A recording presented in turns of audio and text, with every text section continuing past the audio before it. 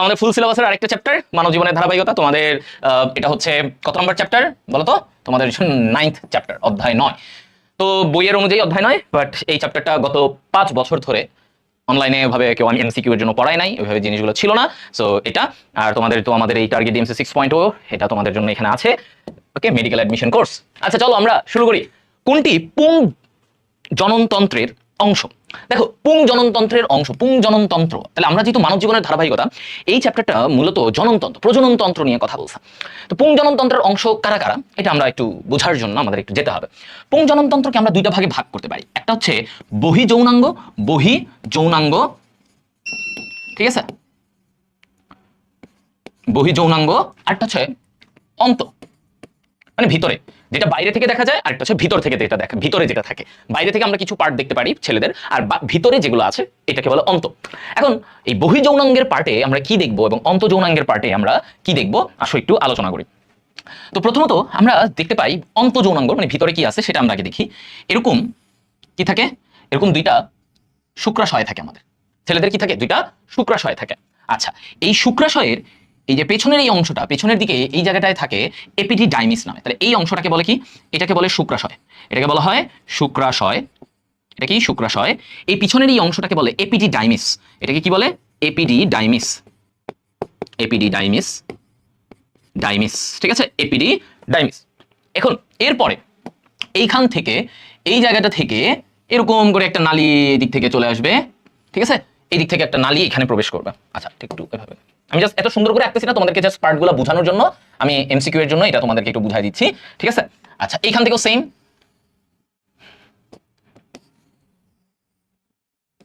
এদিক থেকে একটা শুক্রনালী, ঠিক আছে, এটা কি? শুক্রনালী এখানে আসতেছে। আচ্ছা, আসতেছে। এই জায়গায় থাকে একটা বিশেষ গ্রন্থি, নাশপাতি আকৃতির, ঠিক আছে, এইটারে বলে, এই গ্রন্থিটারে কি বলে? এই গ্রন্থিটারে বলে প্রোস্টেট গ্রন্থি। ওকে, তাহলে এই গ্রন্থিটাকে কি বলে? প্রোস্টেট গ্রন্থি। এই নালীটাকে কি বলে? ভাস ডিফারেন্স বা শুক্রনালী, শুক্রনালী বা ভাস ডিফারেন্স, অথবা ইংরেজিতে বলে কি? Vas deferens, vas deferens. তাহলে এই দুই পাশে ভাস ডিফারেন্স, শুক্রনালী। ওকে, এই গ্রন্থিটাকে আমরা বলতেছি, এই এরপরে এই শুক্রনালীটা ঢুকে কোথায়? এই যে প্রোস্টেট গ্রন্থিতে ঢুকে। এই গ্রন্থিটার নাম কি ভাইয়া? প্রোস্টেট গ্রন্থি, প্রোস্টেট গ্রন্থি। ওকে, মনে রাখো এটা প্রোস্টেট গ্রন্থি। এরপরে এইখান থেকে, এই জায়গা থেকে কি আসে খেয়াল করো ভাইয়া, এখান থেকে একটা ছোট্ট এরকম নালী বের হয়ে যায়, এটাকে বলি আমরা ইউরেথ্রা। এই জায়গা দিয়েই ইউরেথ্রাটা আসবে। তবে ইউরেথ্রা আসার আগে এখানে কি থাকে আমাদের? ওই যে উপর থেকে মূত্রনালী থেকে একটা অংশ আসে না, মূত্রনালী থেকে, মূত্রনালী থেকে ইউরেথ্রার পার্ট। আর এই দিকে একটু খেয়াল করো, এই যে শুক্রনালীটা এই প্রোস্টেট গ্রন্থিতে ঢুকার পরে, প্রোস্টেট গ্রন্থিতে ঢুকার পরে ও যেই অংশটা এখানে হয়, এই যে অংশটা এখানে হয়, এটাকে বলে, এখান থেকে হয়ে এটা এইভাবে নামে। আচ্ছা, তো খেয়াল করো, এই যে আমি দিলাম এইটা তো কি? Vas deferens. এই যে দুই পাশ থেকে ভাস ডিফারেন্স। তারপরে এইখানে যেই নালীটা দেখা যাচ্ছে, এই নালীটা, এই যে ছোট্ট, এই যে সবুজ রঙের এইটুকু ছোট্ট অংশ, এইটাকে বলে ক্ষেপণ নালী। এটাকে কি বলে ভাইয়া? ক্ষেপণ নালী। ওকে, এটাকে বলে ক্ষেপণ নালী। এই ক্ষেপণ নালীটা তারপরে এখানে এই ইউরেথ্রা, এই অংশটাকে বলে ইউরেথ্রা বা মূত্রনালী, এটার সাথে মিলিত হয়, এটার সাথে মিলিত হয়। আর এই যে এইখানে তোমার থাকবে, এই জায়গাটায় কি থাকে? এখানে এরকম কাউপারের একটা গ্রন্থি থাকে। এই গ্রন্থিটাকে কি বলে? কাউপার গ্রন্থি, কাউপারের গ্রন্থি। তাহলে পুরুষদের দুইটা গ্রন্থি থাকে আমরা দেখলাম, একটা হচ্ছে প্রোস্টেট গ্রন্থি, এই যে এইটা, আরেকটা হচ্ছে কাউপারের গ্রন্থি। এটা হচ্ছে বলে প্রোস্টেট গ্রন্থি, আর এই অংশটাকে বলে কাউপারের গ্রন্থি, ঠিক আছে, এইটাকে বলে কি? কাউপারের গ্রন্থি। ওকে, আচ্ছা গেল। আর এই যে শুক্রাণু, শুক্রাণু তৈরি হয় এই শুক্রাশয়ে। শুক্রাণুটা তৈরি হয় কোথায়? এই শুক্রাশয়ে শুক্রাণু তৈরি হয়। এইখানে কি থাকে? এই শুক্রাশয়ের ভিতরে, এই শুক্রাশয়ের ভিতরে এরকম নালিকা থাকে, এগুলোকে বলা হয় সেমিনিফেরাস নালিকা। এই নালিকাগুলোকে কি বলে বলতো? Seminiferous, seminiferous নালিকা।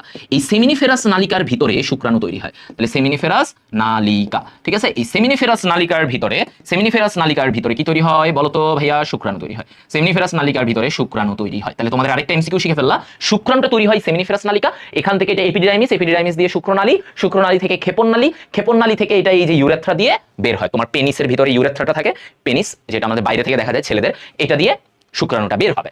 ওকে, তাহলে এই হচ্ছে ব্যাপার, মানে মোটামুটি পুরুষ প্রজননতন্ত্রের ভিতরের দিকে, এগুলো বাইরে থেকে দেখা যায় না, ভিতরের দিকে এই জিনিসগুলো থাকে। এটা হচ্ছে পুং জনন, হ্যাঁ, পুং জননাঙ্গ। আচ্ছা, এটা গেল। এখন এই যে এইটার বাইরে একটা তোমার কি থাকে এখানে আসো এবার। এই যে আমি এখানে বহি যৌনাঙ্গটা অন্তঃযৌনাঙ্গ এখানে দেখালাম, এখন বহি যৌনাঙ্গের এখানে দেখো এই যে শুক্রাশয়, এই শুক্রাশয়ের বাইরে একটা লেয়ার থাকে, চামড়ার লেয়ার, চামড়া। এই চামড়াটাকে বলে, এটা তো শুক্রাশয়, টেস্টিস, শুক্রাশয় বা টেস্টিস বলা হচ্ছে। এর বাইরে যে লেয়ারটা থাকে এটাকে বলে স্ক্রোটাম। এই স্ক্রোটামের কাজ কি জানো? শুক্রাশয়টাকে সুরক্ষা রাখে এবং শুক্রাশয়ের ভিতরে তাপমাত্রাটাকে একটু কমায় দেয়। এই শুক্রাশয়ে তাপমাত্রা কত থাকবে জানো? এই শুক্রাশয়ে তাপমাত্রা থাকে 32 ডিগ্রি সেলসিয়াস। 32 ডিগ্রি সেলসিয়াসে তোমার আমাদের দেহের তাপমাত্রা কিন্তু 36-37 ডিগ্রি সেলসিয়াস, কিন্তু শুক্রাশয়ে তাপমাত্রা কম থাকে, কারণ এই তাপমাত্রায় শুক্রাণু তৈরি হয়। তোমার যদি কখনো এই তাপমাত্রা বেড়ে যায় তাহলে কিন্তু শুক্রাণু তৈরি হবে না। তাহলে শুক্রাণু তৈরির জন্য কত তাপমাত্রা লাগবে? 32 ডিগ্রি সেলসিয়াস। আচ্ছা, তাহলে স্ক্রোটামের ভিতরে এটা থাকবে, স্ক্রোটামের ভিতরে এটা থাকবে। অন্তঃযৌনাঙ্গ এটা তো গেল। আচ্ছা, স্ক্রোটামের কথা বললাম, এখন আসো পেনিস, যেটা আমরা দেখি পুরুষের যে যৌনাঙ্গের। এই পেনিসের মনে করো এটা হচ্ছে তার পেনিসের, ঠিক আছে, এখানে দেখাই, এই যে এই দিক থেকে মনে করো তার পেনিসের এরকম পেনিসের পার্টটা। তো এই যে পেনিসের পার্টটা এখানে দেখো, এই যে পেনিস, ঠিক আছে, এই যে পেনিসের এটা তো মূল, আর এই যে সামনের যে মাথাটা থাকে এটাকে বলে গ্লান্স পেনিস। গ্লান্স পেনিস, ওকে, এটাকে বলে গ্লান্স পেনিস। সামনে যে একদম চওড়া এই অংশটা থাকে এটাকে বলে গ্লান্স পেনিস। এখান থেকে ভিতর থেকে এই মূত্রনালীটা এখান দিয়ে আসে।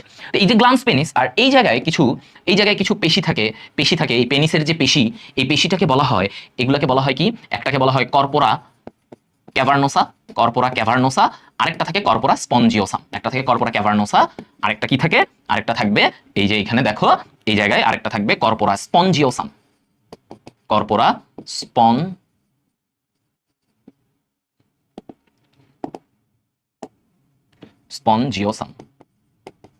ওকে, কর্পোরা স্পঞ্জিওসাম। তাহলে এই পেনিসে দুইটা টিস্যু থাকে, কর্পোরা ক্যাভার্নোসা, কর্পোরা স্পঞ্জিওসাম। তাহলে আমরা মোটামুটি এই পেনিসের পার্টগুলো আমরা দেখলাম। বহির্যৌনাঙ্গে স্ক্রোটাম থাকবে, আর এটা হচ্ছে পেনিস। এটা জিনিসটা কি, পুরো জিনিসটা হচ্ছে পেনিস।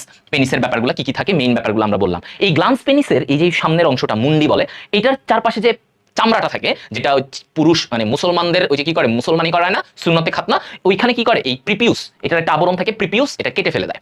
আচ্ছা, তো আমরা এই জিনিসগুলো বুঝলাম। এখানে গ্রন্থিগুলো ইম্পর্টেন্ট, নামগুলো মনে রাখবা, কি কি গ্রন্থি, কি কি পার্ট আছে। এই জিনিসটা যদি তুমি বুঝো, তুমি যে কোনো কিছু এমসিকিউ এখান থেকে অ্যান্সার করতে পারবা। যেমন দেখো বলছে কোনটি পুংজননতন্ত্রের অংশ। তাহলে দেখো এগুলো একটাও পড়ছো, পুংজননতন্ত্রে পড়ছো কি, এই যে মাত্র স্ক্রোটাম। যে ভাই এই যে ওদের যে চামড়ার থলিটা থাকে এইটাকে বলে কি, স্ক্রোটাম। তাহলে চামড়ার এই থলিটাকে কি বলে ভাইয়া? চামড়ার থলিটাকে বলে স্ক্রোটাম। ওকে, চামড়ার থলিটাকে স্ক্রোটাম বলে। এবার আসো, রেচনতন্ত্র ও প্রজনন তন্ত্রের একটি সাধারণ নালী থাকে। এই যে দেখো এখানে রেচনতন্ত্র, এটা কি প্রজনন তন্ত্র, আর এই দিক থেকে আসে রেচনতন্ত্রের ওই যে তোমার ইয়েটা কি জানি বলে, মূত্রথলি থেকে যে মূত্রটা আসে, এই দিক দিয়ে কিন্তু ওর মূত্র আসে, আর এই দিক দিয়ে তার শুক্রাণু বা বীর্য ওটা আসে। তার মানে দেখো দুইটাই, মূত্রটাও এই মূত্রনালী দিয়ে বের হয়, ইউরেথ্রা দিয়ে বের হয়, শুক্রাণুটাও বের হয় ইউরেথ্রা দিয়ে। তার মানে আমরা এখানে যখন প্রশ্নটা আমাকে করলো যে রেচনতন্ত্র ও প্রজনন তন্ত্রের একটি সাধারণ নালী কোনটা, তুমি কি অ্যান্সার করবা? তুমি অ্যান্সার করবা ইউরেথ্রা। সহজ, যে ভাই ইউরেথ্রা দিয়েই তো দুইটা জিনিস বের হয়। কিন্তু মেয়েদের ক্ষেত্রে আবার একটু আলাদা। মেয়েদের ক্ষেত্রে ওদের ইউরেথ্রা একটু উপরে থাকে, তার নিচে ভ্যাজাইনাল পার্টটা থাকে, মানে যেটা তাদের যোনিপথ। তার মানে তাদের ক্ষেত্রে আবার একই রাস্তা না, তাদের যোনিপথ আলাদা, যেটা প্রজননের জন্য ব্যবহৃত হয়, আর তাদের যে মূত্রনালী সেটা আবার আলাদা, উপরে নিচে করে থাকে। টেস্টোস্টেরন হরমোন এটা কোথা থেকে বের হয়? পুরুষের এই যে আমরা বলি যে শুক্রাশয় থেকে এই টেস্টোস্টেরন হরমোন বের হয়। এটা মূলত এই শুক্রাশয়কে উদ্দীপ্ত করে কে? শুক্রাশয়কে উদ্দীপ্ত করে লুটিনাইজিং হরমোন। এই luteinising hormone LH, luteinising hormone, ঠিক আছে, এই হরমোনটা শুক্রাশয়কে উদ্দীপ্ত করে, বলে যে ভাই তোমার এখান থেকে টেস্টোস্টেরন বের করো। এন্ড টেস্টোস্টেরন যখন বের হয়, টেস্টোস্টেরন কি করে? ছেলেদের যে যৌন বৈশিষ্ট্য, ছেলেদের মোজ দাড়ি লম্বা বানায়, ছেলেদের শুক্রাণু তৈরি করতে উদ্দীপনা দেয়, ছেলেদের অন্যান্য যত পরিবর্তন হয়, বিভিন্ন জায়গায় লোম গজায়, সবকিছু এই টেস্টোস্টেরনের জন্য হয়ে থাকে। তাহলে আমি যে বললাম, এই যে দেখো একটা কাজ শুক্রাণু তৈরি করতে সে সাহায্য করে, অর্থাৎ স্পার্মাটোজেনেসিস। শুক্রাণু তৈরির প্রক্রিয়াকে বলে স্পার্মাটোজেনেসিস। আচ্ছা, স্ত্রী জননতন্ত্রের অংশ। এবার তাহলে আমরা পুংজননতন্ত্রের ব্যাপারগুলো আমরা ক্লিয়ার, পুংজননতন্ত্রে কি থাকে না থাকে এগুলো বুঝলাম। স্ত্রী প্রজননতন্ত্রের অংশগুলা কি কি? স্ত্রীর আমরা দেখি যে ওরও বহি, বাইরে থেকে স্ত্রী প্রজননের কিছু জিনিস দেখা যায়। তাহলে স্ত্রী জননতন্ত্রে আমরা দুইটা জিনিস দেখবো, একটা বহি আর একটা হচ্ছে অন্ত। একটা বহি আর একটা হচ্ছে অন্তঃযৌনাঙ্গ, বহির্যৌনাঙ্গ, অন্তঃযৌনাঙ্গ। এখন বাইরে থেকে স্ত্রীদের মানে মেয়েদের কি দেখা যায়? ওদের আমরা যেটা দেখি বাইরে থেকে, খেয়াল করো, মনে করো এরকম ওদের এই জায়গাটা, এখন এখানে কি থাকে, এই জায়গায় ওদের খেয়াল করো, এখানে একটা ওদের ইউরেথ্রার ছিদ্রটা থাকে, ইউরেথ্রা বাইরে থেকে দেখা যায়, ইউরেথ্রার ছিদ্র। এই জায়গায় থাকে ওদের যোনিপথ, যোনি বা ভেজাইনা এটাকে বলে। এখান দিয়ে যৌন মিলন হয়, ছেলে এবং মেয়েদের যৌন মিলন হয় ভেজাইনা দিয়ে। ওকে, তারপরে এই জায়গাটায় এখানে একটা ক্লাইটোরিস থাকবে, এই জায়গায় ক্লাইটোরিস একটা পার্ট থাকে, ক্লাইটোরিস, যেটা যৌন মিলনে ওদেরকে উদ্দীপনা দেয়, ক্লাইটোরিস থাকবে। এরপরে হচ্ছে এইখানে একটা ফোল্ড থাকে, এই যে ভাঁজটা দেখতেছো না, এই ভাঁজটাকে কি বলে? এই যে ভাঁজ, এই ভাঁজটাকে বলা হয় ল্যাবিয়া মেজোরা।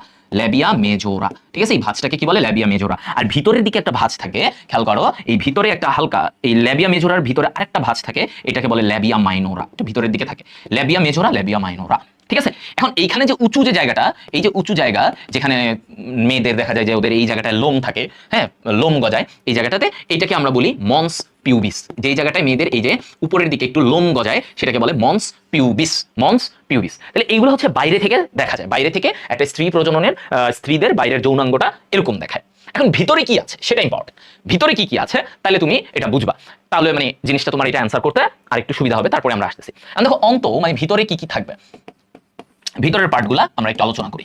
তো দেখো ভিতরে ওদের থাকে, একদম ভিতরের দিকে থাকে একটা জরায়ু, কি থাকবে? এরকম জরায়ু, ঠিক আছে? এরকম একটা জরায়ু, এই দুই পাশে থাকে ডিম্বাশয়, দুইটা ডিম্বাশয়। ওদের ডিম্বাশয় কয়টা? দুইটা। ছেলেদের শুক্রাশয় কয়টা? ছেলেদের শুক্রাশয়ও কিন্তু ভাইয়া কয়টা? ছেলেদের শুক্রাশয় দুইটা, ঠিক আছে? আচ্ছা, তো এইখানে এই যে এইভাবে করে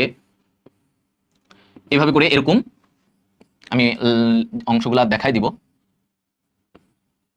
এটা, ঠিক আছে? এতটুকু রাখো। এখন কি কি পার্ট আছে এখানে দেখো, ঠিক আছে? এরকম দেখো ভালো করে, এটা হচ্ছে ডিম্বাশয়, ঠিক আছে? এটা কি ডিম্বাশয়? আচ্ছা, ডিম্বাশয়ের ভিতরে এরকম ফলিকল থাকে যেখানে ডিম্বাণু তৈরি হয়। আচ্ছা, এই জিনিসটা হচ্ছে তার ডিম্বনালী, ডিম্বনালী অথবা ইংরেজিতে একটা নাম বলে, ইংরেজিতে এই ডিম্বনালীর ইংরেজি নামগুলো আসে ফেলোপিয়ান টিউব। কি বলে এটাকে? ফেলোপিয়ান টিউব, ঠিক আছে? ফেলোপিয়ান টিউব বলে এটাকে। আচ্ছা গেল, এই ফেলোপিয়ান টিউবের অনেকগুলো পার্ট আছে। এই ফেলোপিয়ান টিউবের যেমন এই অংশটাকে বলা হয় ফিমব্রি, এটাকে কি বলে? ফিমব্রি। ফেলোপিয়ান টিউবের অংশগুলো দেখো, ফিমব্রি, এরপরে এটাকে বলে ইনফান্ডিবুলাম, ইনফান্ডিবুলাম, ঠিক আছে? ফিমব্রি, ইনফান্ডিবুলাম। তারপরে এই অংশটাকে বলে অ্যাম্পুলা, অ্যাম্পুলা, অ্যাম্পুলা। আর এই যে যেটা ভিতরে ঢুকে গেছে এই অংশটাকে বলে ইসথমাস। কি বলে? ইসথমাস। ওকে, এরপরে আসো, এইটা কি? জরায়ু। এই অঙ্গটা কি? এই অঙ্গটাকে বলা হয় জরায়ু বা ইউটেরাস। জরায়ু বা ইউটেরাস। নরমালি বাচ্চা, এই যে মায়েদের পেটের ভিতরে যে বাচ্চা থাকে, কোথায় বাচ্চা থাকে? পেটে থাকে না, জরায়ুতে থাকে। জরায়ুতে তার বাচ্চা জরায়ুতে থাকবে, ঠিক আছে? জরায়ুতে থাকবে। এখন এই যে জরায়ুর, এই জরায়ুর খেয়াল করো, এটার উপরের এই অংশটাকে বলে ফান্ডাস, এই জায়গাটাকে বলে তোমার হচ্ছে যে সার্ভিক্স। এটার কি বলে? সার্ভিক্স। এই জায়গাটাকে বলে সার্ভিক্স। আর এটা হচ্ছে যোনিপথ, এটা আলাদা পার্ট, যোনি বা ভেজাইনা পার্ট। ওকে, তো এই যে জরায়ুর ফান্ডাস আর এই জায়গাটাকে বলে সার্ভিক্স। এখন জরায়ুর তিনটা প্রাচীর। জরায়ুর কয়টা প্রাচীর? তিনটা প্রাচীর। ওকে, জরায়ুর কয়টা প্রাচীর? এই জরায়ুর তিন প্রাচীর। কি কি প্রাচীর? আসো, এই যে এরকম জরায়ুর, এরকম মনে করে এটা বাইরের প্রাচীর, এই যে ভিতরে একটা প্রাচীর থাকে, ভিতরে একটা প্রাচীর থাকে, আরেকটা প্রাচীর, তিন স্তরের এই জরায়ু প্রাচীর। তো তিনটা প্রাচীরের নামগুলো কি? বাইরে থেকে সবচেয়ে বাইরেরটার নাম পেরিমেট্রিয়াম, পেরিমেট্রিয়াম। 2 নম্বরে হচ্ছে মায়োমেট্রিয়াম, মাঝখানের প্রাচীর মায়োমেট্রিয়াম। 3 নম্বরে হচ্ছে এন্ডোমেট্রিয়াম। তাহলে জরায়ুর তিনটা প্রাচীর, পেরিমেট্রিয়াম, মায়োমেট্রিয়াম, এন্ডোমেট্রিয়াম। জরায়ুটা দেখতে কেমন? এটা দেখতে কিন্তু ভাইয়া উল্টানো নাশপাতির মতো। কেমন দেখতে? উল্টানো নাশপাতি। দেখো নাশপাতিটা একটু, নাশপাতির কি হয়? উপরের দিকটা চিকন থাকে, নিচের দিকটা মোটা থাকে। তো নাশপাতিটাকে উল্টাও, দেখো উপরেরটা চওড়া, নিচেরটা একটু চিকন হয়ে গেছে, উল্টানো নাশপাতির মতো, ঠিক আছে? উল্টানো নাশপাতি এটার মতো দেখতে। আচ্ছা, এই যে গর্ভাবস্থায় জরায়ু কত গুণ বৃদ্ধি পায় জানো? এই যে জরায়ু, এই জরায়ুটা গর্ভাবস্থায় 20 গুণ বৃদ্ধি পায়। কারণ কেন বৃদ্ধি পায়? কারণ তুমি চিন্তা করো, এখানেই তো বাচ্চাটা থাকবে, বাচ্চাটা যে বড় হয় সে এইখানে বড় হয়, তাহলে কত গুণ বৃদ্ধি? 20 গুণ বৃদ্ধি পায় এটা, ঠিক আছে? গর্ভাবস্থায় কত গুণ বৃদ্ধি পায়? 20 গুণ বৃদ্ধি পাবে। এই কথাটা আমরা এখানে বলতেছি। তাহলে গর্ভাবস্থার ব্যাপার, জরায়ুর টোটাল ব্যাপার আমরা বুঝলাম, জরায়ুর যা যা লাগবে এখানে সবগুলো আমরা আলোচনা করতে পারলাম। এখন দেখো, এখানে একটা গ্রন্থি থাকে ওদের যে স্ত্রী জননাঙ্গের, এখানে একটা গ্রন্থি, ওদের গ্রন্থিটার নাম থাকে, গ্রন্থিকে কি বলা হয়? বার্থোলিন গ্রন্থি। ওদের গ্রন্থিকে কি বলে?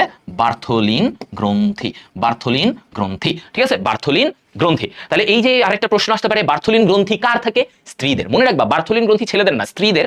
বার্থ কেন? ওরা বার্থ দেয়, ওরা জন্ম দেয়। পুরুষরা কি জন্ম দেয় বাচ্চা? না, মেয়েরা জন্ম দেয়। তাহলে মেয়েরা কি? দে গিভ বার্থ, বার্থ দেয়। তার মানে বার্থোলিন গ্রন্থি। বার্থোলিন গ্রন্থি কাদের থাকবে? ওদের থাকবে। এভাবে মনে রাখতে পারো, তাহলে ঝামেলা লাগবে না। তাহলে আমরা মোটামুটি ওর কি কি পার্ট লাগবে, যা যা লাগবে ওর পার্টগুলো আমরা আলোচনা করলাম। তাহলে এটা হয়ে গেল, ঠিক আছে? এটা হয়ে গেল। এখন আসো ইমপ্ল্যান্টেশন। মানে ইমপ্ল্যান্টেশন জিনিসটা কি? ইমপ্ল্যান্টেশন জিনিসটা কি? ইমপ্ল্যান্টেশন জিনিস হচ্ছে যে ভাই ওটা যে জাইগোট কোথায় বসে, ইমপ্ল্যান্টেশন কত দিনের মধ্যে হয়? এটা হচ্ছে এই যে যখন নিষেক হয়, শুক্রাণু ডিম্বাণু নিষেক হয়, তখন এই জিনিসটা কোথায় গিয়ে স্থাপিত হয়? জাইগোটটা কোথায় গিয়ে বসে? যেখানে বাচ্চাটা আস্তে আস্তে বড় হয়। তাহলে ইমপ্ল্যান্টেশন মানে হচ্ছে এটা কত দিনে হয়? 6 থেকে 9 দিনের মধ্যে হয়। 6 থেকে 9 দিনে হয়। এটা ঘটে কোথায়? এটা জরায়ুতে হয়। এই যে জরায়ুতেই বললাম না, জাইগোটটা জরায়ুতে। এখন যদি বলে নিষেক কোথায় হয়? নিষেক হবে, মনে রাখবা, নিষেক হবে এই যে ডিম্বনালীতে। এই ডিম্বনালীতেই তোমার কি হয়? ডিম্বনালীতে এইখানে নিষেক ঘটে। মনে রাখতে হবে, এখানেই নিষেক ঘটে ভাইয়া। নিষেক ঘটে কোথায়? এই জায়গায় শুক্রাণু ডিম্বাণুর মিলন ঘটে। এরপরে এই জাইগোটটা এসে এই জরায়ুতে সে জাইগোটটা ইমপ্ল্যান্টেশন হয়, মানে প্রতিস্থাপিত হয়। ওকে, তাহলে এটা গেল আমাদের। এরপরে দেখো প্রশ্নটা, গর্ভাবস্থায় জরায়ু আকার কত গুণ বৃদ্ধি পায়? কত গুণ বৃদ্ধি পায়? আমরা মাত্র বলেছি 20 গুণ। নরমাল আয়তন থেকে সে 20 গুণ বেড়ে যায়। কত গুণ বেড়ে যাবে? 20 গুণ বেড়ে যাবে। আচ্ছা, কোন অঙ্গের প্রাচীর থেকে অমরা গঠিত হয়? অমরাটা গঠিত হয়, অমরা মানে কি? আচ্ছা, অমরাটা তোমরা অনেকে বুঝবা না। অমরা হচ্ছে ভ্রূণের চারপাশের থলি। ভ্রূণকে ঘিরে রাখা একটা থলি। মনে করো এটা একটা বাচ্চা, এদিকে একটা বাচ্চা আছে এরকম, এই বাচ্চার চারপাশে একটা থলির মতো, এরকম একটা থলির মতো তৈরি হবে, ঠিক আছে? এই যে বাচ্চার এইখানে একটা থলির মতো তৈরি হয়, এটা বাচ্চা, এটা থলি। তো এই থলিটাকে বলা হয় অমরা। এই থলিটাকে কি বলা হয় বলতো? অমরা। এই অমরাটা কি জরায়ুতেই তৈরি হয়? জরায়ুর মধ্যেই তৈরি হয় এই অমরাটা, আর এখানে বাচ্চাটা থাকে। সো আমরা বলতেই পারি যে এটা তৈরি হয় জরায়ু থেকে। কোথা থেকে তৈরি হবে? জরায়ু থেকে তৈরি হবে। এবার আসো, ডিম্বাশয়ে কর্পাস লুটিয়াম সৃষ্টিকারী হরমোনের একটা ব্যাপার আছে। তো আমরা জানি নারী দেহে হরমোন, ডিম্বাশয় থেকে কি হরমোন তৈরি হয়? ডিম্বাশয় থেকে হরমোন তৈরি হয় এস্ট্রোজেন, প্রোজেস্টেরন। এই দুইটা জিনিস ডিম্বাশয় থেকে তৈরি হবে। এস্ট্রোজেন, প্রোজেস্টেরন, এই দুইটা হরমোন তৈরি হয়, রাইট? এস্ট্রোজেন এবং প্রোজেস্টেরন। এখন বলছে ডিম্বাশয়ে কর্পাস লুটিয়াম সৃষ্টিকারী হরমোন কোনটা? কর্পাস লুটিয়াম তৈরি করে এলএইচ। তাহলে এলএইচ হরমোন, এলএইচ এটা কি করে? কর্পাস লুটিয়াম, এটা হচ্ছে কর্পাস লুটিয়াম তৈরি করবে। কর্পাস লুটিয়াম তৈরি করে। এই কর্পাস লুটিয়াম কি জিনিস? প্রশ্ন, কর্পাস লুটিয়াম কি জিনিস? কর্পাস লুটিয়াম হচ্ছে এই যে, মনে করো এটা কি? এটা হচ্ছে গ্রাফিয়ান ফলিকল, এটার ভিতর থেকে ডিম্বাণুটা তৈরি হবে। তো এই যে গ্রাফিয়ান ফলিকল, খেয়াল করো ভাইয়া, এই গ্রাফিয়ান ফলিকলটা যখন এখান থেকে ডিম্বাণু বের হয়ে যায়, তোমরা বলতে পারো কর্পাস লুটিয়াম কি? এখান থেকে যখন ডিম্বাণু বের হয়ে গেলে বাকি যে অংশটা থাকে, মানে যেই ফলিকল, যেই অংশটা থেকে ডিম্বাণু, মনে করো এই ডিম্বাণুটা বের হয়ে গেল, এটা ডিম্বাণু, এই ডিম্বাণুটা যখন বের হয়ে যায় তখন বাকি যে অংশটা পড়ে থাকে এই অংশটাকে বলে কর্পাস লুটিয়াম। ডিম্বাণু বের হয়ে যাওয়ার পরে বাকি অংশটাকে বলে কর্পাস লুটিয়াম। এই কর্পাস লুটিয়ামকে তৈরি করতে উদ্দীপনা দেয় লুটিনাইজিং হরমোন। কারণ লুটিনাইজিং হরমোন এসে কি করে? লুটে নেয়। কাকে লুটে নেয়? লুটিনাইজিং হরমোন এসে ডিম্বাণুটাকে লুটে নেয়। তো যখনই ডিম্বাণুটা বের হয়ে যায় তখনই বাকি যে অংশটা থাকে এটা কর্পাস লুটিয়াম বলে, এটাকে কর্পাস লুটিয়াম বলে। তাই যখন বলছে ডিম্বাশয়ে কর্পাস লুটিয়াম সৃষ্টিকারী হরমোন কোনটা? Luteinising hormone. লুটিনাইজিং হরমোন, এই জিনিসগুলো মাথায় রাখবা। স্ত্রী প্রজনন তন্ত্রে লুটিনাইজিং হরমোন এই কাজ করে। আর ফলিকল স্টিমুলেটিং হরমোন সে কি করে? ডিম্বাণু তৈরি করে। ফলিকল স্টিমুলেটিং হরমোন এখানে কি করবে? আরেকটা হরমোন শিখে নাও, follicle stimulating hormone, FSH. Follicle stimulating hormone ফলিকলকে উদ্দীপনা দেয়। কোন ফলিকলকে? ডিম্বাশয়ের ফলিকলকে। ফলে তাকে উদ্দীপনা দিলে কি হবে? এখান থেকে ডিম্বাণু তৈরি হবে, ঠিক আছে? আচ্ছা, আর এস্ট্রোজেন, প্রোজেস্টেরন ওরা কি করে? এই যে বয়সন্ধিকালের বৈশিষ্ট্য, মানে ওর যে বয়সন্ধিকালের বৈশিষ্ট্য নিয়ন্ত্রণ করে এরা। এস্ট্রোজেন, প্রোজেস্টেরন কি করবে? বয়সন্ধিকালের বৈশিষ্ট্য নিয়ন্ত্রণ করবে। হ্যাঁ, একটা মেয়ের স্তন বড় হয়, ওর বিভিন্ন জায়গায় লোম গজায়, ওর কিছু শারীরিক পরিবর্তন ঘটে, সবকিছু এই এস্ট্রোজেন, প্রোজেস্টেরনের জন্য। আচ্ছা, এখন রজচক্র মেয়েদের একটা ইম্পর্টেন্ট পার্ট। মেয়েদের কিন্তু কি হয়, এটার জন্য মেয়েদেরকে সবাই সম্মান করবা। কারণ মেয়েদের এই রজচক্রে হয় কি, ওর যে জরায়ু থেকে রক্তক্ষরণ হয়। জরায়ু থেকে কি হয়? রক্তক্ষরণ হয়। এই যে জরায়ু থেকে রক্তটা বের হচ্ছে, এই রক্তটা তোমার হচ্ছে প্রতি মাসের একটা নির্দিষ্ট সময় বের হচ্ছে। তার মানে কি, এই সময়টা তার জন্য অনেক কঠিন, কষ্টকর লাগে, খারাপ লাগে। সো এই জন্য এটা কেন হয়? কারণ যখনই তার রজচক্র হয়, একই সাথে রজচক্র কোথায় হয়? মনে রাখবা, রজচক্রটা কোথায় হয়? এটা জরায়ুতে হয়। রজচক্র কোথায় হয়? জরায়ুতে হয়। এখন যখন রজচক্র জরায়ুতে ঘটতেছে, অন্যদিকে তার ডিম্বাশয়ে তখন ডিম্বাণু তৈরি হচ্ছে। তার মানে একটা মেয়ের রজচক্র যতক্ষণ হবে, যত দিন হবে, যত বছর জুড়ে, ধরো তার 45 বছর পর্যন্ত রজচক্র হবে, তার মানে ততদিন পর্যন্ত তার ডিম্বাণু তৈরি হবে এবং সে বাচ্চা নিতে পারবে। কারণ ডিম্বাণু তৈরি হলেই তো বাচ্চা নিতে পারবে। আচ্ছা, সো রজচক্র, এই যে মেয়েরা এই রজচক্রের মধ্যে যায়, তার মানে আসলে এই পেইনটার জন্য সে তোমাদের জন্য, তোমরা যারা ছেলে, তোমরা যারা বিয়ে করবা, তোমাদের বাচ্চার ইচ্ছা আছে, বাচ্চা নেওয়ার ইচ্ছা আছে, তোমাদের বাচ্চার এই সম্ভাবনার জন্য তারা প্রতি সেই বয়সন্ধিকাল 13 বছর বয়স থেকে তারা এই কষ্টের মধ্য দিয়ে যায়। তাহলে মেয়েদের জীবনে প্রথম রজচক্রকে বলা হয় মেনার্চি। কি বলা হয়? মেনার্চি। আচ্ছা, মেনার্চি বলা হয় প্রথম। এখন থ্যালার্চি মানে কি জানো? থ্যালার্চিটা শিখে ফেলো। থ্যালার্চি মানে হচ্ছে প্রথম স্তন বৃদ্ধি। মেয়েদের যখন থেকে প্রথমে একদম বয়সন্ধিকালের প্রথমেই তার স্তন বাড়া শুরু করে, হ্যাঁ, বুকের যে স্তন সেটা বৃদ্ধি হওয়া শুরু করে, এইটাকে বলা হয় থ্যালার্চি। আচ্ছা, আসো পিউবার্চি মানে কি? পিউবার্চি হচ্ছে তার লোম গজানো, এই যে ওদের বিভিন্ন জননাঙ্গগুলোতে লোম গজানো শুরু হয়, এই যে লোম গজানো শুরু হয়, লোম গজানো শুরু, এইটাকে বলে পিউবার্চি। এটাকে বলে কি? পিউবার্চি। কি বলে এটাকে? পিউবার্চি, পিউবার্চি। ঠিক আছে, ওকে। তাহলে এই সংজ্ঞাগুলো শিখে রাখবা, যে কোনো কিছু আসতে পারে।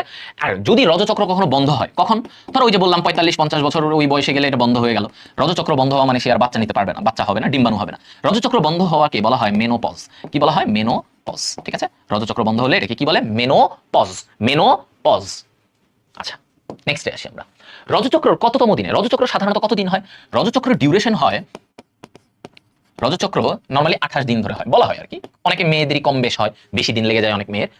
রজচক্র 28 দিনে হয়। এখন রজচক্র কততম দিনে ওভুলেশন বা ডিম্বাণু তৈরি হয়? একদিকে রজচক্র মানে কি, তার ওই জরায়ুতে রক্ত নালী তৈরি হচ্ছে, একটা টাইমে রক্ত বের হবে, কিন্তু ওই যে বললাম একই সাথে তার ডিম্বাণুও তৈরি হতে থাকে ডিম্বাশয়ে। তো 14তম দিনে কি ঘটে দেখো, 14তম দিনে হঠাৎ করে এলএইচ হরমোন বেড়ে যায়। এই এলএইচ যে হরমোন, এটা অনেক বেড়ে যায়। তো এলএইচ হরমোন যখন অনেক বেড়ে যায়, তখন সে কি করে? ওই যে ডিম্বপাত মানে ডিম্বাণুটাকে বের করে আনে। ডিম্বপাত মানে কি? ডিম্বাণুটাকে বের করে আনা ডিম্বাশয় থেকে। সো এটা 14তম দিনে ঘটে ডিম্বপাত। কোন হরমোনের জন্য ঘটে?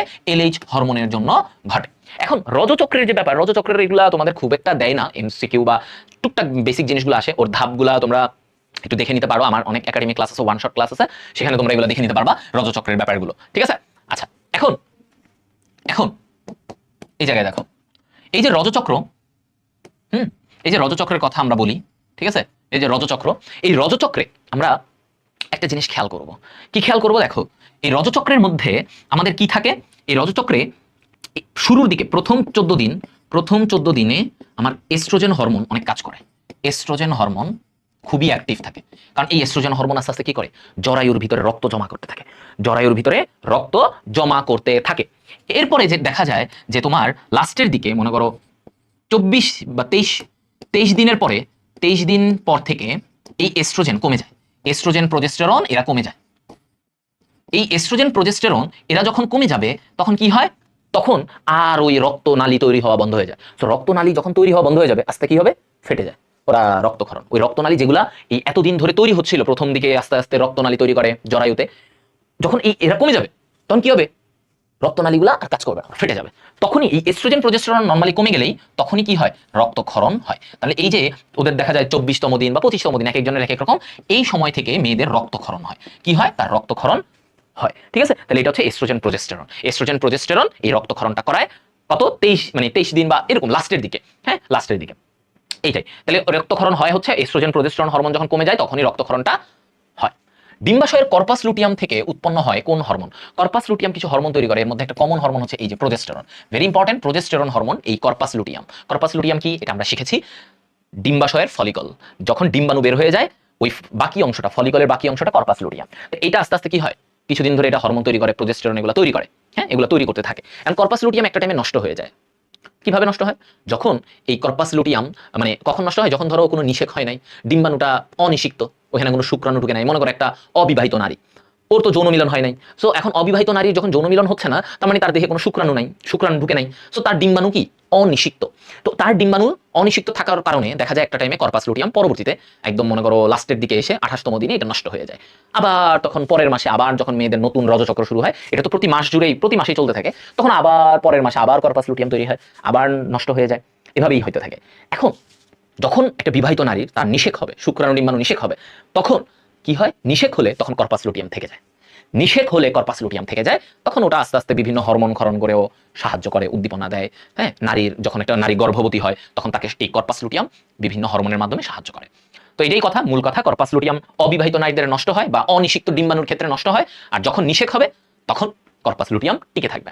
রজচক্রের 7 থেকে 14তম দিনে কোন হরমোন ক্ষরিত হয়? এই যে বললাম প্রথম এই 7 থেকে 14তম দিনে এগুলো একটাও ক্ষরণ হয় না, মূলত এস্ট্রোজেন আর প্রোজেস্টেরনই ক্ষরণ হয়। বেশিরভাগ ক্ষেত্রে এস্ট্রোজেন প্রোজেস্টেরন এই প্রথম দিকে এরাই কি হয়? কাজ করে, জরায়ুতে রক্তনালী তৈরি করা শুরু করে। Oestrogen progesterone, so oestrogen answer. বাকিগুলো কোনোটাই কাজ করে না, কারণ ফলিকল স্টিমুলেটিং হরমোন ওর কাজ হচ্ছে ডিম্বাণু তৈরি করা, আর লুটিনাইজিং হরমোনের কাজ হচ্ছে ডিম্বাণুটারে বের করে আনা, লুটে আনা। হ্যাঁ, লুটিনাইজিং, লুটে আনে। আচ্ছা, গেল।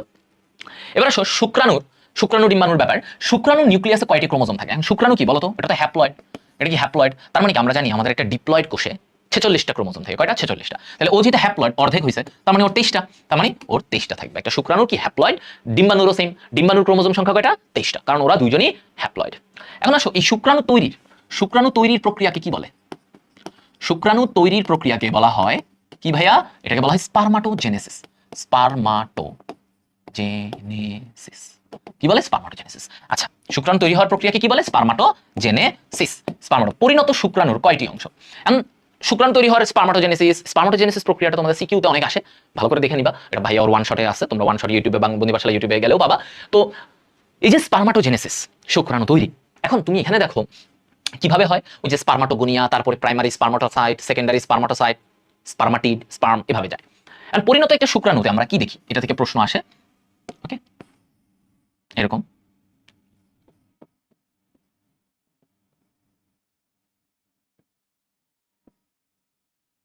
ওকে, দেখো কি কি পার্ট। এখানে একটা নিউক্লিয়াস। আচ্ছা, এই জায়গাটা কি থাকে? এইখানে শুক্রাণুর মাথার এই জায়গায় একটা বিশেষ অংশ থাকে, এটাকে বলে অ্যাক্রোজোম। কি বলে? অ্যাক্রোজোম। অ্যাক্রোজোম। তো অ্যাক্রোজোম কি কাজ করে? এটা হায়ালুরোনিডেজ এনজাইম তৈরি করে। কি তৈরি করে? হায়ালুরোনিডেজ এনজাইম। হায়ালুরোনিডেজ এনজাইম তৈরি করে। হায়ালুরোনিডেজ এনজাইম তৈরি করে। ঠিক আছে, হায়ালুরোনিডেজ এনজাইম তৈরি করে এই অ্যাক্রোজোম। এটা দিয়ে কি করে? সে যখন একটা ডিম্বাণুর ভিতরে ঢুকতে যাবে, সে ডিম্বাণুটাকে ছিদ্র করার লাগবে। ছিদ্র করা লাগবে না, ছিদ্রটা করে কি? এই অ্যাক্রোজোম। ছিদ্রটাকে করে অ্যাক্রোজোম, ছিদ্রটা করে দেয়। আচ্ছা, গেল। এখন এই অ্যাক্রোজোম, এটা তো নিউক্লিয়াস, এইখানে থাকে, এটা হচ্ছে তার, তাহলে এটা হচ্ছে তার মস্তক মানে মাথা। এই জায়গাটাকে বলে গ্রীবা। এই গ্রীবায় কি থাকে জানো? গ্রীবায় থাকে সেন্ট্রিওল। কোন অঙ্গাণু থাকে? সেন্ট্রিওল থাকে গ্রীবায়। গ্রীবায় থাকে সেন্ট্রিওল। এইটা হচ্ছে তার মধ্যখণ্ড। মধ্যখণ্ড, এই মধ্যখণ্ডে কি থাকে? মতে মধ্যখণ্ড, মতে থাকে এখানে মাইটোকন্ড্রিয়া থাকে। এই জায়গাটায় কি থাকে? মাইটোকন্ড্রিয়া থাকে। এগুলো সিকিউতেও আসে এই গঠনটা। আর এটা হচ্ছে লেজ। তাহলে আমরা দেখলাম ওর চারটা অংশ: মাথা, গ্রীবা, মধ্যখণ্ড, লেজ। ঠিক আছে, কোথায় কোনটা থাকে? মধ্যখণ্ডে মাইটোকন্ড্রিয়া থাকে। তো এই যে জিনিসটা, এটা এটা কি? এটা হচ্ছে শুক্রাণু। তাহলে কয়টা খণ্ড? চারটা খণ্ড। তাহলে আমাকে যখন প্রশ্ন করতেছে একটা পরিণত শুক্রাণুর কয়টা অংশ, আমি বলবো চারটা অংশ। শুক্রাণু কোন অংশে অ্যাক্রোজোম থাকে? অ্যাক্রোজোমটা কই থাকে? হ্যাঁ, ওই যে বললাম মাথার দিকে থাকে। অ্যাক্রোজোমের কাজ কি? ডিম্বাণু ছিদ্র করা। ডিম্বাণু ছিদ্র করলে কি হবে? তখন শুক্রাণুটা ডিম্বাণুর ভিতরে ঢুকতে পারবে। শুক্রাণু ডিম্বাণুর ভিতরে ঢুকতে পারবে। তাহলে ডিম্বাণুকে ছিদ্র করা হচ্ছে অ্যাক্রোজোমের কাজ। অ্যাক্রোজোমের কাজ। ওকে, আচ্ছা, তাহলে আমরা বুঝলাম শুক্রাণুর পার্টগুলো শিখলাম, শুক্রাণু তৈরির প্রক্রিয়ার নাম জানলাম, স্পারমাটোজেনেসিস। ধাপগুলো আমি একটু মুখে বললাম, তুমি ওগুলো মাথায় রাখবা যে কি কি ধাপে তৈরি হয়। ওকে, ডিম্বাণুর গায়ে ফলিকল কোষ স্তরকে কি বলে? আচ্ছা দেখো, এখানে আমি ডিম্বাণুর দুইটা জিনিসই শিখাই, একটু তোমাদের শিখাই দিই। আমার কথা হচ্ছে তোমরা শিখো, শিখলে তোমাদের লাভ। শিখলে কার লাভ? আমার লাভ না, তোমাদেরই লাভ। আমার তো কষ্ট আসলে, হ্যাঁ মানে হিসেব করলে আমার তো কষ্টের ব্যাপার, কিন্তু তাও তোমরা শিখো। দেখো, এটা স্কিপ করে গেলেও পারতাম, কিন্তু তোমরা এটা ভালো শিখতে পারবা।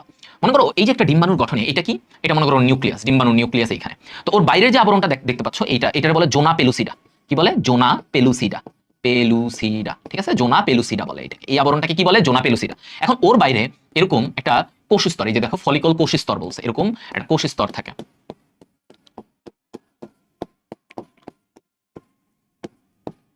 কোষ স্তর থাকে, একটা ফলিকল কোষ স্তর থাকে। তো এই ফলিকল কোষ স্তরটাকে বলা হয় করোনা রেডিয়াটা। কি বলে? করোনা রেডিয়াটা। ওকে, তাহলে ডিম্বাণুর চারপাশে যে এই যে কোষ স্তরটা থাকে, এটাকে বলে করোনা রেডিয়াটা। তাহলে আমরা অ্যান্সার হচ্ছে এটা। ঠিক আছে, করোনা রেডিয়াটা। তাহলে এটা গেল ডিম্বাণুর গঠনে। এখন তুমি দেখো ডিম্বাণুর প্রক্রিয়া, এই যে প্রক্রিয়া, ডিম্বাণু তৈরির যে প্রক্রিয়া, এটাকে বলা হয় উওজেনেসিস। কি বলা হয়? উওজেনেসিস। ঠিক আছে, উওজেনেসিস। এখন তুমি দেখো এই যে উওজেনেসিস আমি বললাম, হ্যাঁ, এই উওজেনেসিস এখানে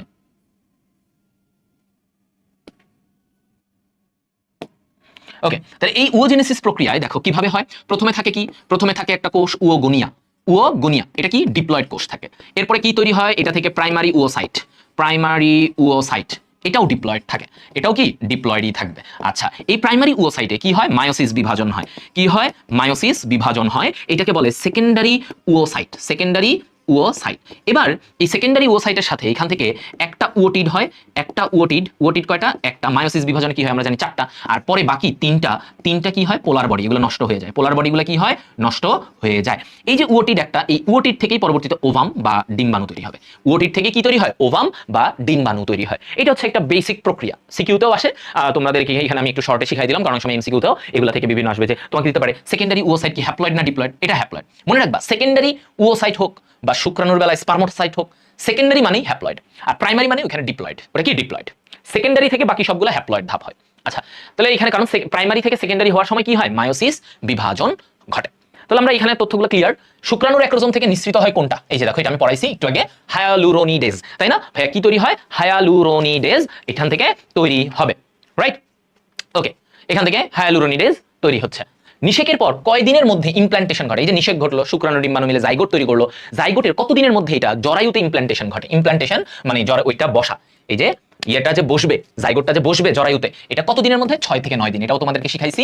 কোথায় বসবে? জরায়ুতে ঘটে, জরায়ুতে ইমপ্ল্যান্টেশন ঘটে। ঠিক আছে, ইমপ্ল্যান্টেশন ঘটে কোথায় ভাইয়া? জরায়ুতে। এটা পড়াই দিছি, সহজ। দেখো আসো, ক্লিভেজে সৃষ্ট ভ্রূণের প্রতিটি কোষকে কি বলে? ক্লিভেজ কি? জাইগোটের বিভাজন। জাইগোট যে বিভাজন হবে, খেয়াল করো এবার একটু, এই যে এটা জাইগোট, এটা জাইগোট, এই জাইগোটের বিভাজনটাকে আমরা কি বলি? জাইগোটের বিভাজনটাকে বলে ক্লিভেজ। কি বলে ভাইয়া? জাইগোটের বিভাজনকে ক্লিভেজ বলে। আচ্ছা, এই জাইগোটটা বিভাজন হয়ে কি ধাপ তৈরি করে? এটা এই যে এইখানে তোমার হচ্ছে মরুলা, এই যে এখানে একটা মরুলা ধাপ তৈরি করবে। ঠিক আছে, মরুলা। এই মরুলা থেকে তারপর এটা কি হয়? ব্লাস্টুলা। দেখো এটা কি হয়? এরকম, এই যে ব্লাস্টুলা। তো এখন এই যে ব্লাস্টুলা ধাপটা তৈরি হলো, ব্লাস্টুলা ধাপটা যে তৈরি হলো, এখানে প্রতিটা কোষকে বলা হয় ব্লাস্টোমিয়ার। ব্লাস্টোমিয়ার, ব্লাস্টোমিয়ার। ঠিক আছে, ব্লাস্টোমিয়ার। আর এই গহ্বরটাকে বলা হয় ব্লাস্টোসিল, ব্লাস্টোসিল। ঠিক আছে, গহ্বরটাকে বলে ব্লাস্টোসিল। আর এই পুরো দশাটাকে, কোষগুলোকে ব্লাস্টোমিয়ার, দশাটাকে কি বলে? ব্লাস্টুলা। আচ্ছা, এই যে ব্লাস্টুলা ধাপ গেল। এখন তুমি এখানে দেখো, এই ব্লাস্টুলা ধাপ থেকে তারপরে আস্তে আস্তে কি হয়? তার এখানে এই যে এরা বিভিন্ন স্তর তৈরি হওয়া শুরু করে। এখন মানুষের, আমাদের স্তর কয়টা বলতো? আমাদের স্তর কিন্তু 3টা। ভ্রূণ স্তর কয়টা? আমাদের 3টা হয়, একটোডার্ম, মেসোডার্ম। হ্যাঁ, একটোডার্ম, মেসোডার্ম, এন্ডোডার্ম, এগুলা। তাহলে এই দশাটাকে বলে গ্যাস্ট্রুলা। এই গ্যাস্ট্রুলা ধাপে বিভিন্ন স্তর তৈরি হয়, একটোডার্ম, মেসোডার্ম, এন্ডোডার্ম। ওই স্তরগুলো থেকে বিভিন্ন অঙ্গ তৈরি হয়, এটাকে বলে গ্যাস্ট্রুলা ধাপ। গ্যাস্ট্রুলা ধাপ তৈরি হয়। তো এখানে আমরা কি বললো যে দেখো, ক্লিভেজে সৃষ্ট ভ্রূণের প্রতিটি কোষকে কি বলে? এই যে প্রতিটা কোষকে আমরা কি বলতেছি? প্রতিটা কোষকে ব্লাস্টোমিয়ার বলতেছি। কি বলতেছি? ব্লাস্টোমিয়ার। আচ্ছা গেল। অঙ্গকুড়ির গঠনের প্রক্রিয়া, এই যে অঙ্গকুড়ি যে গঠন হচ্ছে, এই অঙ্গকুড়ি গঠনের প্রক্রিয়াকে বলা হয় অর্গানোজেনেসিস। খেয়াল করো, জেনেসিস মানে কি? তৈরি হওয়া, অর্গান মানে অঙ্গ। তাহলে এই যে অঙ্গগুলা যে তৈরি হচ্ছে, এটা কি? অর্গানোজেনেসিস বলে। এটা কোন ধাপে ঘটে? গ্যাস্ট্রুলা ধাপে ঘটে। কোন ধাপে? এই যে আমরা বললাম গ্যাস্ট্রুলা ধাপে এই অর্গানোজেনেসিস ঘটে, মানে অঙ্গগুলো আস্তে আস্তে তৈরি হওয়া শুরু করে। ঠিক আছে, অঙ্গগুলো আস্তে আস্তে তৈরি হওয়া শুরু করবে। ওকে, আচ্ছা এখন এই জায়গায় আসো, ভ্রূণস্তর, এগুলা থেকে কিছু প্রশ্ন, কমন কয়েকটা জিনিস আমরা শিখবো। কঠিনগুলো তোমাদের এইচএসসি তে তো দেয় না। ভ্রূণস্তর, আমরা জানি আমরা ত্রিস্তরী প্রাণী। আমরা কয় স্তরী প্রাণী? আমরা ত্রিস্তরী প্রাণী ভাইয়া। ঠিক আছে, আচ্ছা। সো আমাদের কোনটা থেকে 3টা স্তর, একটোডার্ম, মেসোডার্ম, কোনটা থেকে কি তৈরি হয় আমরা একটু দেখি। একটোডার্ম যেটা বাইরে, মেসোডার্ম এটা ভিতরে মাঝখানে, আর সবচেয়ে ভিতরের স্তরের নাম কি? এন্ডোডার্ম। সবচেয়ে ভিতরের স্তরের নাম এন্ডোডার্ম। এখন দেখো এই জায়গায় একটোডার্ম, তাহলে একটোডার্মে কি বলছে? কি তৈরি হয় মূলত জানো? স্নায়ুতন্ত্র। আমাদের যে স্নায়ুতন্ত্র সেটা কোথায় তৈরি হয়? একটোডার্মে। চোখও একটোডার্মে তৈরি হয়। ওকে, এটা গেল। মেসোডার্মে কি কি তৈরি হয়? হ্যাঁ, মেসোডার্মে তোমার তৈরি হয় লসিকা তন্ত্র, পেশি, রেচনতন্ত্র মানে বৃক্ক, হাবিজাবি যা আছে, রেচনতন্ত্র। কঙ্কাল, আমাদের যে হাড্ডি গুড্ডি, কঙ্কাল তন্ত্র। হ্যাঁ, তারপরে হচ্ছে রক্ত সংবহন তন্ত্র, মানে হৃৎপিণ্ড, এগুলা। ওকে, এই জিনিসগুলো তাহলে এখানে মনে রাখো। এটা কিভাবে মনে রাখতে পারো? পেরেক। হ্যাঁ, কি মনে রাখবা? পেরেক। লম্বাতে লসিকা, লম্বা পেরেক সংযোজন, এইভাবে মনে রাখতে পারো। লম্বা পেরেক সংযোজন। তাহলে যোজনের এখানে মনে রাখো যোজক কলা, এগুলা। ঠিক আছে, তাহলে আমাদের মেসোডার্ম থেকে আমরা এই জিনিসগুলো মনে রাখবো, এগুলো তৈরি হয়। ঠিক আছে, মেসোডার্ম থেকে আমাদের এই যে লম্বা পেরেক সংযোজন, তাহলে পেতে পেশি, রেতে রেচন, কতে কঙ্কালতন্ত্র, রক্ত সংবহন, এগুলো। এখন আসি আমি এইখানে কি বলছে? এন্ডোডার্মের প্রথমে আমাদের শ্বসনতন্ত্র, এই যে আমাদের শ্বাসনালী, ফুসফুস, এগুলো কোথা থেকে হয়েছে? এগুলো ভাইয়া এন্ডোডার্ম থেকে হয়েছে। আচ্ছা, তারপরে আসো আমাদের যকৃত, অগ্নাশয়, এগুলাও কোথায়? এন্ডোডার্ম থেকে তৈরি হয়। ওকে, তাহলে এই যে কোনটা 3টা যে ভ্রূণস্তর থাকে, ভ্রূণস্তরগুলো কোনটা থেকে তৈরি হচ্ছে সেটা আমাদের জন্য ইম্পর্টেন্ট। তাহলে এই জিনিসগুলো এখান থেকে, একটোডার্ম থেকে এটা, এন্ডোডার্ম থেকে এগুলো, এন্ডোডার্ম থেকে কি এই জিনিসগুলো তৈরি হবে। তাহলে স্তরের ব্যাপারগুলা আমরা কি ক্লিয়ার হতে পারলাম? আমরা ক্লিয়ার হলাম। এবার আসো, নিচের কোন জীবাণু মাতৃদেহ থেকে অমরার মাধ্যমে, অমরার কথা চলে আসছে, অমরা। তো অমরা কখন তৈরি হয় জানো? অমরা তৈরি হয়, এটা তৈরি হয় 4 মাস, চতুর্থ মাসে। চতুর্থ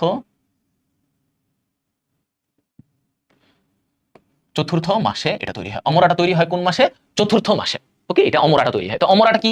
এই যে, তো অমরা বাচ্চার, এখানে মনে করো একটা বাচ্চা আছে, এরকম বাচ্চা। তো এই অমরা থাকে চারপাশে, এটা অমরা। এই অমরার সাথে বাচ্চার একটা বাচ্চার নাভির সাথে একটা পাইপের মতো থাকে না, এই পাইপটাকে কি বলে?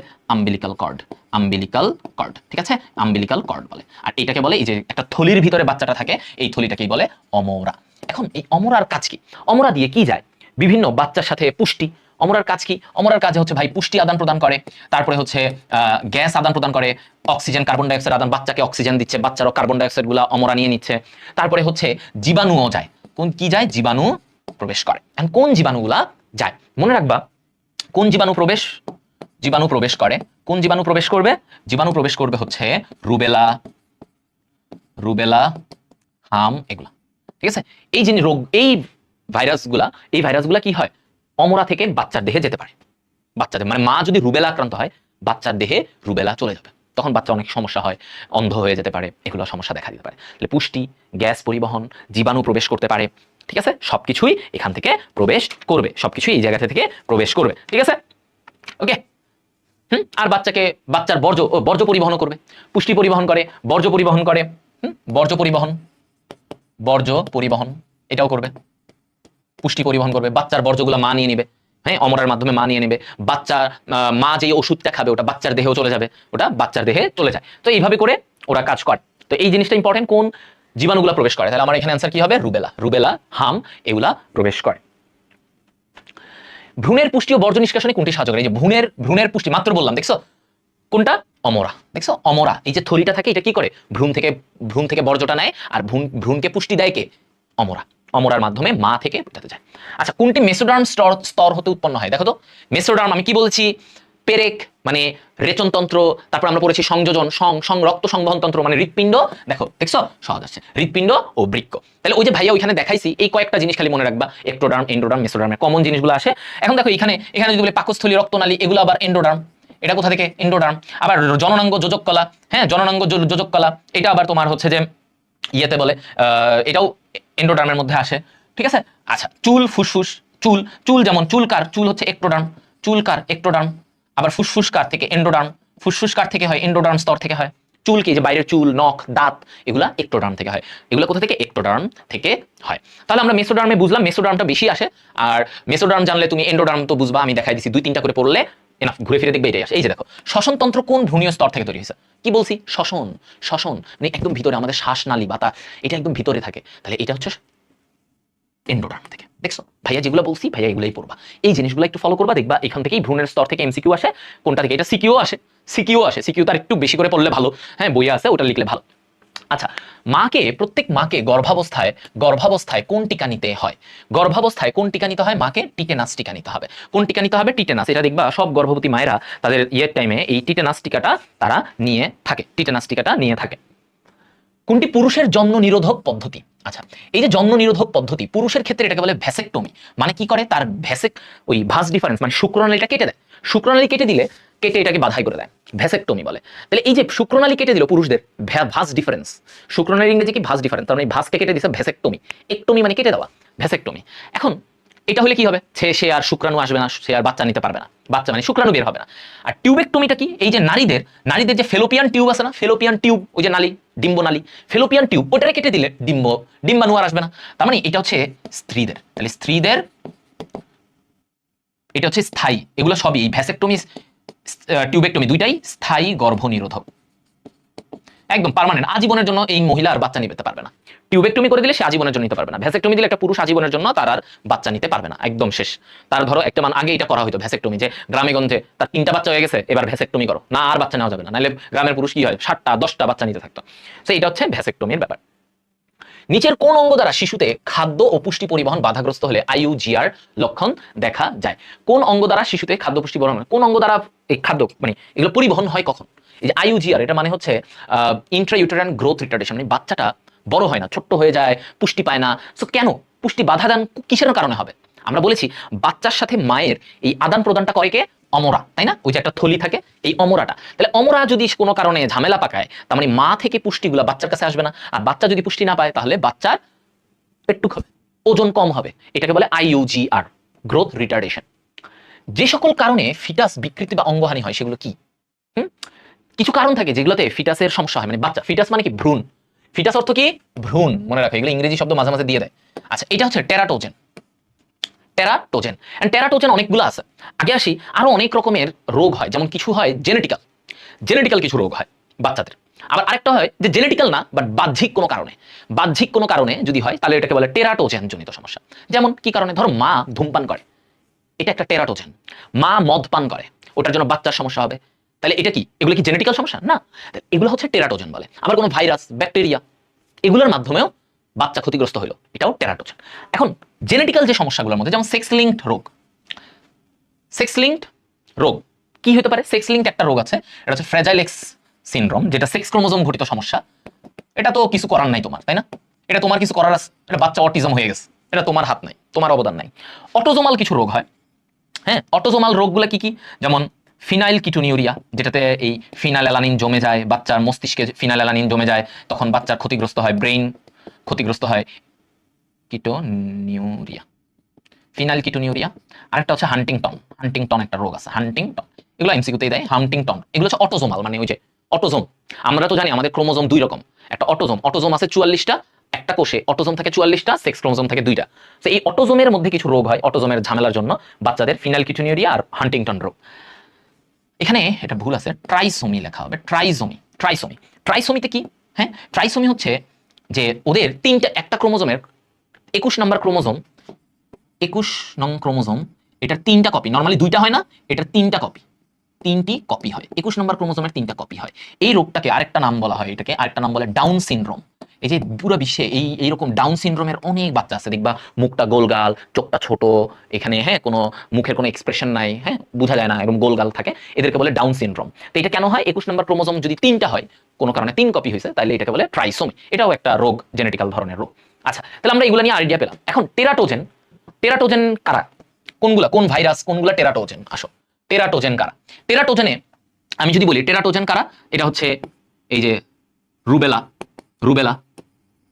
তারপরে হচ্ছে সিএমবি, সাইটোমেগালোভাইরাস, এইচআইভি এরা, তারপরে হচ্ছে ধূমপান, মদ পান, এই ধরনের জিনিসগুলো, এই যে ভাইরাস, মদ পান, ধূমপান, এগুলার জন্য যখন হয়, এটাকে বলে কি? টেরাটোজেন। কি বলে এটাকে? টেরাটোজেন। ব্যাকটেরিয়ার জন্য, আচ্ছা গেল, তাহলে টেরাটোজেনের ব্যাপারটা ক্লিয়ার, ওকে ফাইন। ব্যাকটেরিয়ার জন্য এসটিআই, সেক্সুয়ালি ট্রান্সমিটেড ডিজিজ। এটা সেক্সুয়ালি, এসটিডি মানে কি? সেক্সুয়ালি ট্রান্সমিটেড ডিজিজ, মানে যৌন মিলনের মাধ্যমে যেই ভাইরাসে রোগগুলা ছড়ায়, সেক্সুয়ালি ট্রান্সমিটেড ডিজিজ। আচ্ছা, ব্যাকটেরিয়ার জনিত সেক্সুয়ালি ট্রান্সমিটেড ডিজিজ নয় কোনটা? এটা হচ্ছে ট্রাইকোমোনাসিস। এটা ছত্রাকের জন্য হয় ট্রাইকোমোনাসিস।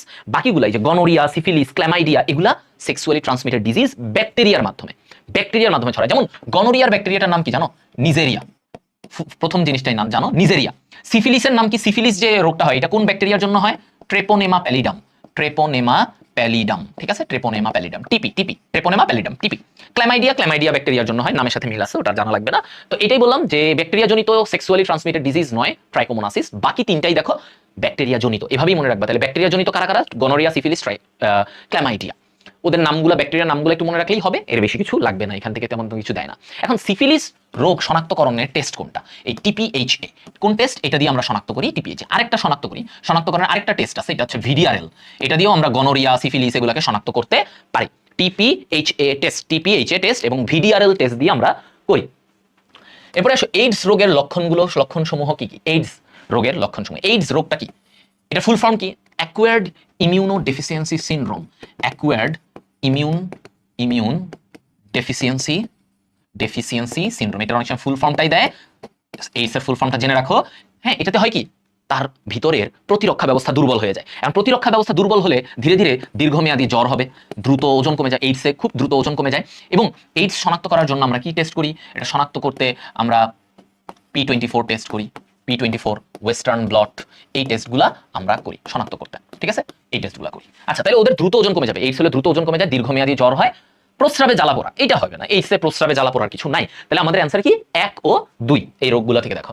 আচ্ছা, একটা উদ্দীপক বলছে, জীববিজ্ঞান ক্লাসে শিক্ষক মানব জীবনের ধারাবাহিকতা নিয়ে আলোচনায় বললেন, ফিটাস একটি অঙ্গের মাধ্যমে জরায়ুর সাথে যুক্ত থাকে এবং এর মাধ্যমে শারীরবৃত্তিক কাজ সম্পন্ন করে। কোনটার মাধ্যমে জরায়ুর সাথে যুক্ত থাকে? অমরা। বারবার দেখো অমরা টপিকটা আসছে। অমরার মাধ্যমে বাচ্চার সাথে কানেক্টেড থাকে। এখন এই অমরাটা বলছে এটা কোন মাসে তৈরি হয়? আমি পড়াইছি না, দেখছো? চতুর্থ মাসে। আমি পড়াইছি চতুর্থ মাসে এটা তৈরি হয়। অমরাটা তৈরি হয় চতুর্থ মাসে। আর অমরার মাধ্যমে সে জরায়ুর সাথে একটা কানেকশন রাখে, মানে মায়ের সাথে বাচ্চার একটা কানেকশন থাকে অমরার মাধ্যমে। এখন কি বলছে, উদ্দীপকের অঙ্গটির কাজ মানে অমরার কাজ গ্যাসীয় বিনিময় করা, হ্যাঁ গ্যাসীয় বিনিময় করা, পরিপাকে সাহায্য করা, পরিপাকের সাহায্য করে না, ও পুষ্টি পরিবহন করে। ও কি করে? পুষ্টি পরিবহন করে। পরিপাকের সাহায্য এখানে ওর কোনো, ও অমরা পরিপাকে কি সাহায্য করে? ও পুষ্টি পরিবহন করে, এটা হতে পারে। গ্যাসীয় বিনিময়, ইয়েস, অক্সিজেন, বাচ্চাকে অক্সিজেন দেয়। হরমোন ক্ষরণ করে, ইয়েস। এখন তুমি বলতে পারো কি হরমোন? আসো, অমরা থেকে 4টা হরমোন ক্ষরণ হয়। কয়টা? 4টি হরমোন অমরা থেকে ক্ষরণ হয়। কি কি?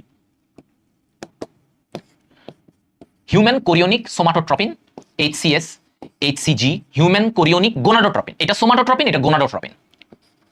রিল্যাক্সিন, প্রোজেস্টেরন, ঠিক আছে?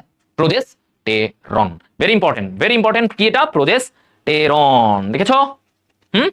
কি কি আসে এগুলা, হ্যাঁ ওকে। আচ্ছা, রিল্যাক্সিন না, এটা হচ্ছে এস্ট্রোজেন হবে, একটু ক্লিয়ার করে দিই।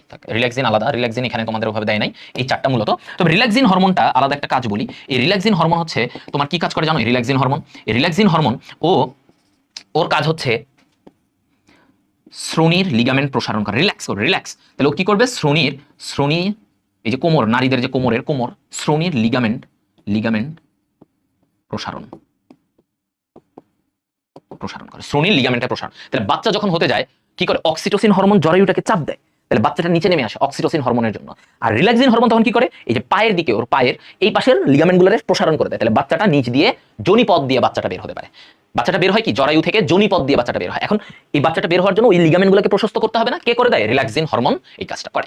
তাহলে আমরা অমরার হরমোনের ব্যাপারটা বুঝলাম। তাহলে 1 ও 3, এখানে অ্যান্সার কি? 1 ও 3। ওকে, সো এই হচ্ছে তোমার মানব জীবনের ধারাবাহিকতা। এটা গত 5 বছর এখান থেকে আসেনি, তবে এর আগে যেগুলো আসছিল সেগুলোর আলোকে ভাইয়া ইম্পর্টেন্ট টপিকগুলো তোমাদেরকে বলে দিলাম। এখন তোমরা এখান থেকে এই অমরা টপিকটা ভালো করে পড়বা। অমরার জিনিসটা ভাইয়া একটোডার্ম এন্ডোডার্মের পরিণতির ওগুলা পড়াইছি, এটা পড়বা। ভ্যাসেকটমি টিউবেকটমি তোমাদেরকে পড়াই দিছি, সেটা পড়বা। আইভিএফ পদ্ধতি, এটা তোমাদের সিকিউতে অনেক আসে। একটা জিনিস বলে দিই, আইভিএফ পদ্ধতি, হ্যাঁ এই আইভিএফ পদ্ধতি তোমাদের সিকিউতে প্রচুর আসে। আইভিএফ, তো এইটা যখন তুমি সিকিউতে পড়বা, এই আইভিএফ পদ্ধতি এটা সিকিউতে বেশি আসে। তো এটা যখন তুমি সিকিউর জন্য পড়বা, এমনিই তোমার দেখবা ওয়ান শট ক্লাস করলে তুমি আইভিএফ শিখে ফেলবা।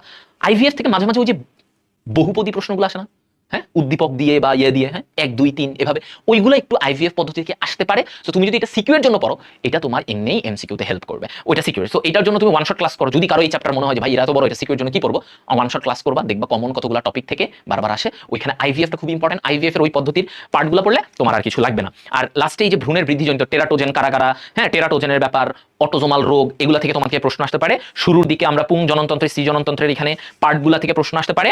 শুক্রাণুর গঠন থেকে প্রশ্ন আসতে পারে।